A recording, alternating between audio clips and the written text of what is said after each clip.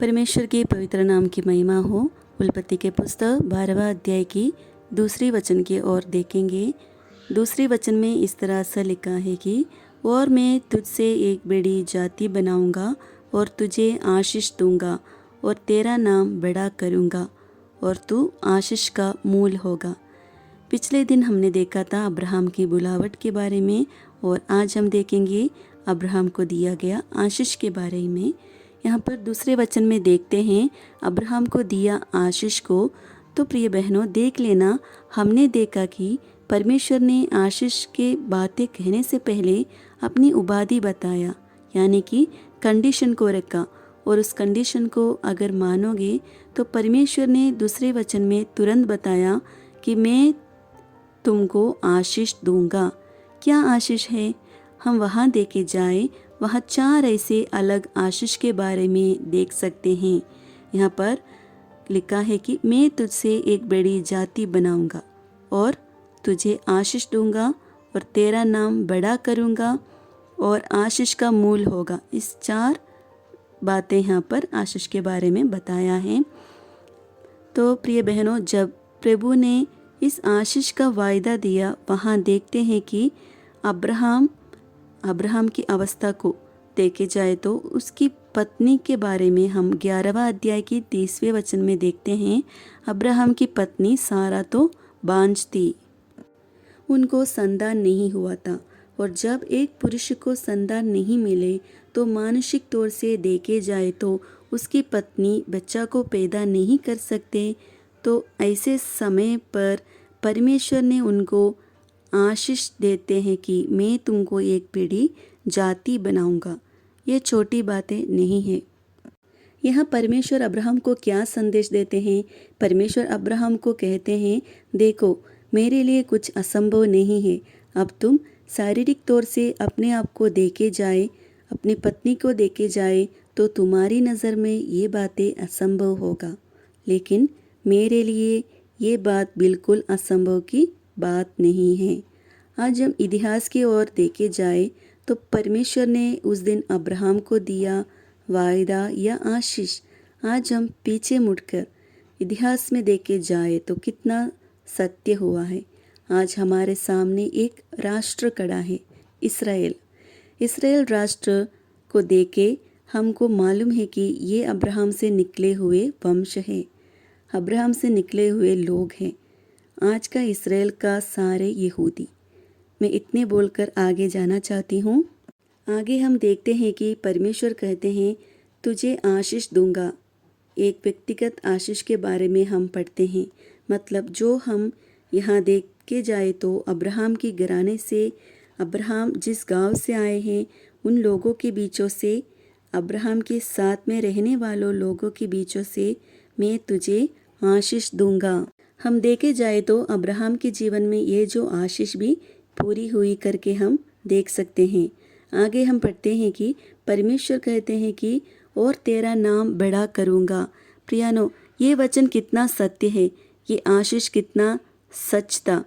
आज पीछे मुड़ के देखे जाए तो प्रियानो, उल्पत्ति के पुस्तक 12वां अध्याय में जो घटना हुआ, उस समय से लेकर इस संसार में कितने लाखों और करोड़ों लोग आकर चले गए।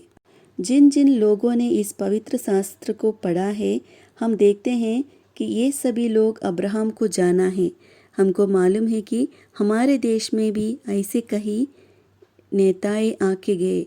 उन लोगों को हम देखे जाए तो सबसे ज़्यादा भारत में रहने वाले को हम जानते हैं, लेकिन भारत के बाहर रहने वाले लोग, लेकिन प्रियानो देख लेना, अब्राहम ऐसे नहीं था कि जिधर जिधर परमेश्वर के वचन की प्रचार हुआ, जिन जिन देश में परमेश्वर की वचन गया, पवित्र शास्त्र गया, वहाँ लोग अब्राहम के बारे में जाना है।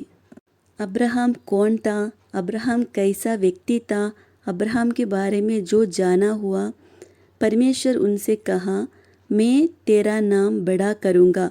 परमेश्वर की आशीष पूरी करते हुए हम आज देख सकते हैं कि अब्राहम के जीवन। और हम 14 आशीष में जाए तो वहाँ हम देखते हैं तू आशीष का मूल होगा। प्रियानो, ये कितनी बड़ी आशीष है इसका मतलब इंग्लिश बाइबल में ऐसा पढ़ते हैं, you shall be a blessing, मतलब अब्राहम के द्वारा और भी लोग आशीष पाएगा।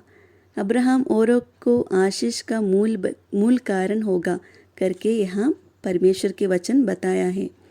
तीसरे वचन में पढ़ते हैं कि यहाँ पर इस तरह लिखा, और जो तुझे आशीर्वाद दे उन्हें मैं आशीष दूंगा, और जो तुझे कोसे उसे मैं शाप दूंगा, और भूमंडल के सारे कुल तेरा द्वारा आशीष पाएगा। प्रिय बहनों, ये वचन में जो 14 आशीष देखते हैं कि अब्राहम के जीवन में पूरा हुआ।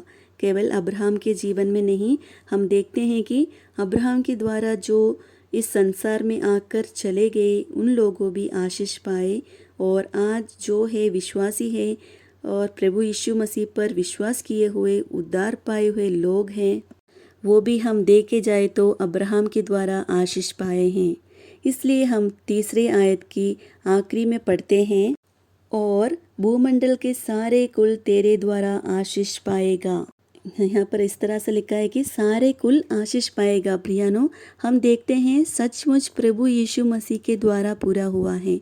जब पहली शताब्दी में जो सुवार्ता का घोषणा हुआ, हम देखते हैं कि प्रभु यीशु मसीह के शिष्य लोग संसार के कोने कोने पे जाकर सुवार्ता बोला, तो लोग जो विश्वास किया, जिसका उद्धार हुआ, सचमुच आत्मिक तौर से आशीष पाए हुए हम देखते हैं कि परमेश्वर अपनी आशीषें को अब्राहम को दिया। आशीष को पूरा करते हुए इस वचन में पढ़ सकते हैं। 14 वचन में आते हैं तो चमत्कार, और हम देख सकते हैं वहाँ अब्राहम जैसे परमेश्वर से कहा वैसे ही निकल गया। परमेश्वर के खिलाफ कुछ सवाल नहीं पूछते हुए, कुछ शंका ना रखते हुए, संशय ना रखते हुए, यहाँ पर हम 14 वचन में पढ़ते हैं, यहोवा के इस वचन के अनुसार अब्राहम चला, और लूत भी उसके संग चला। और जब अब्राहम हारान देश से निकला, उस समय वह 75 वर्ष का था। तो देख लेना प्रिय बहनों, अब्राहम 75 वर्ष का एक व्यक्ति अपनी पत्नी और भाई के बेटे उसके साथ ऊर देश को छोड़ दिया, और अब्राहम को मालूम नहीं वो कहाँ जाते हैं, क्योंकि हम यह इधर इस वचन में कहीं भी नहीं पढ़ते हैं कि परमेश्वर अब्राहम को या परमेश्वर ने ये नहीं कहा कि तुम कहाँ जाने वाले हैं, देश का नाम क्या है, रास्ता कहाँ है, कैसे वहाँ पहुँचना है, वहाँ क्या क्या आगे तकलीफ़ होगा, क्या क्या समस्या होगा, क्या रुकावट होगा, क्या क्या रुकावट आएंगे, ये कुछ परमेश्वर ने नहीं कहा। हम देखते हैं अब्राहम सचमुच विश्वासी योग्य पिता विश्वास के साथ कैसे आगे चलते हैं। प्रियानो, हम यहाँ देख सकते हैं सचमुच प्रभु पर भरोसा रखकर प्रभु मेरा आगे चलते हैं, प्रभु मेरा साथ चलते हैं, यही भरोसा के साथ अब्राहम आगे निकला। हम देखते हैं अब्राहम अपनी विश्वास के अनुसार प्रभु पर रखकर विश्वास से उसने उस कनान देश की ओर पहुंच गया। प्रिय बहनों, हम देखते हैं अब्राहम के जीवन की आशीष। अब्राहम परमेश्वर के वचनों के आज्ञाकारी बना।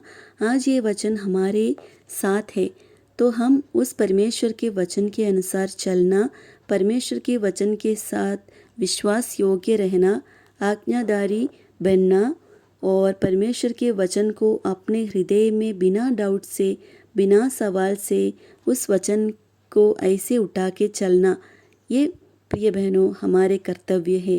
प्रभु हमारा सहायता करें, इस वचनों के द्वारा प्रभु हमारा सहायता करें। प्रभु के नाम की महिमा हो।